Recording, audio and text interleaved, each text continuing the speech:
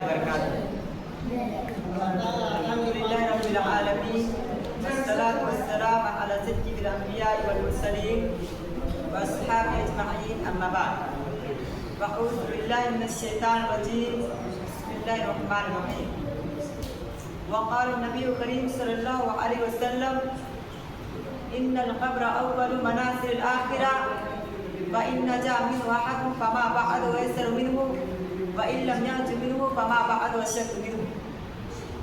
صدر محترم اور میرے اسلامی بھائیوں، آج میں جس عنوان کو لے کر حاضر ہوا ہوں وہ ہے قبر آخرت کی منزلوں میں سے پہلی منزل.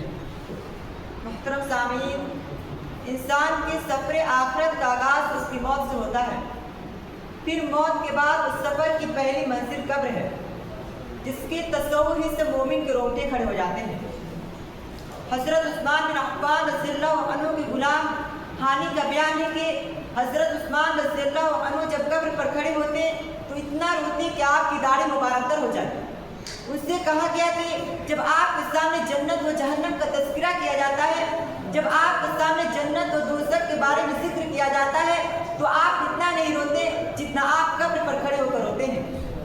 تو انہوں نے جواب دیا، میں نے رسول اکرم صلی اللہ علیہ وسلم کو فرماتے ہوئے سنا، آپ فرمایا کرتے تھے ان القبر اول منازل الآخرہ وان نجا منه احد فما بعد ويسر منه وان لم ينج منه فما بعد وشك منه. بے شک قبر آخرت کی منزلوں میں سے پہلی منزل ہے. اگر انسان اس میں نجات پا گیا، اگر انسان اس میں کامیاب ہو گیا تو بعد میں آنے والی منزل اس سے زیادہ آسان ہوگی. اور اگر انسان اس میں نجات نہ پا سکا، اگر انسان اس میں فیل ہو گیا تو بعد میں آنے والی منزل اس سے زیادہ سخت ہوگی.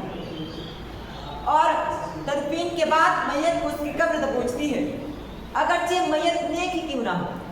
جیسا کہ حضرت عبداللہ بن عمر رضی اللہ عنہ سے روایت ہے کہ رسول اکرم صلی اللہ علیہ وسلم نے حضرت سعد بن معاذ رضی اللہ عنہ کے متعلق فرمایا، هذا الذي تحرك له العرش وفتحت له ابواب السماء وشهده 70,000 من الملائكة لقد ثم زمت ثم فرج عنه.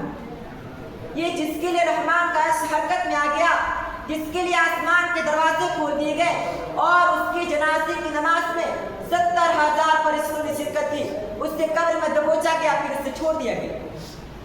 اور حضرت عائشہ رضی اللہ عنہ سے روایت ہے کہ رسول اکرم صلی اللہ علیہ وسلم نے ارشاد فرمایا، ان للقبر زغطة لو نجا منها احد لنجا منها سعد معاذ.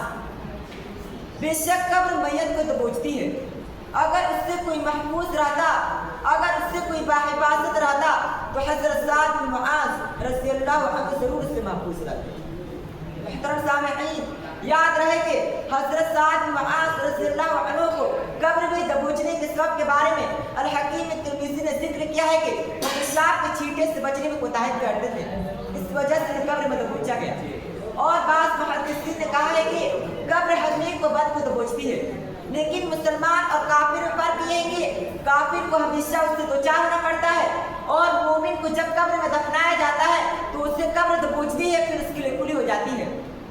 اسلامی بھائیوں، اہل سنت والجماعت کا عقیدہ ہے کہ قبر میں میت سے سوالات کیے جاتے ہیں.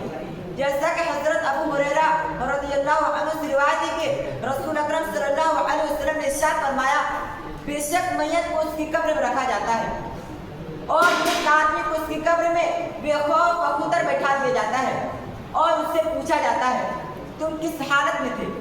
وہ کہتا ہے میں اسلام کی حالت میں تھا. پھر اس سے پوچھا جاتا ہے یہ شخص کون ہے؟ وہ کہتا ہے محمد صلی اللہ علیہ وسلم، جو کہ اللہ کے بندے اور اس کے رسول ہیں. آپ ہمارے پاس اللہ کی نشانیاں لے کر آئے تو ہم نے آپ کی تصدیق کی. پھر اس سے پوچھا جاتا ہے کیا تم نے اللہ کو دیکھا ہے؟ وہ کہتا ہے نہیں، یہ تو کسی کے لائق ہی نہیں وہ اللہ کو دیکھے.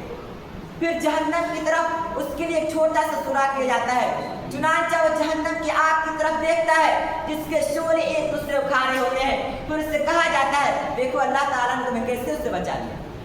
پھر جنت کی طرف اس کے لیے ایک چھوٹا سا سوراخ کیا جاتا ہے، چنانچہ وہ جنت کی شادابی اور اس کی نعمتوں کو دیکھتا ہے. پھر اس سے کہا جاتا ہے یہی تمہارا ٹھکانہ ہے اور یہاں یہی تمہارا ٹھکانہ ہے، کیونکہ تم ایمان پر تھے اور اسی پر تمہاری موت آئی اور انشاءاللہ تعالیٰ تمہیں دوبارہ اسی پر اٹھایا جائے گا. یہیں سے میں اپنی باتوں کو ختم کرتا ہوں. آخر میں اللہ رب العالمین سے دعا کروں کہ ہم تمام مسلمان بھائیوں کو قبر کے عذاب سے بچائے. آمین. وآخر دعوانا الحمدللہ رب